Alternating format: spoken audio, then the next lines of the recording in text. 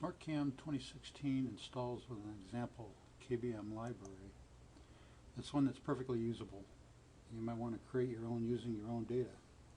This is really simple to do, and I'll show you in a bit. But it would be good to take a look around and see all the things that it can do,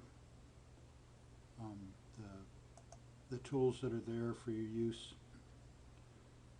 But there are some things to think about before creating your own library.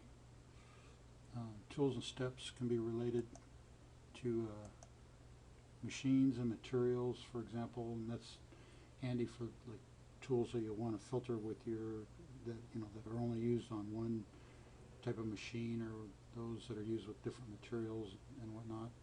And you can add those relationships after you've stored the data, but it's good to do it ahead of time. It's easier to do at least ahead of time. Selecting groups, like groups of tools that tap holes or for a family of parts or that sort of thing. But make sure that you give them a descriptive name, something that any of your programmers can recognize. So here's how to get started. I said earlier, under Utility, Options, and then the JOS Planner options, there's this KBM library file. Now, like I said earlier, it comes loaded with the sample data, and to create a new one, all you got to do is here type a new name, one that doesn't exist, and that'll create a new library. That's it.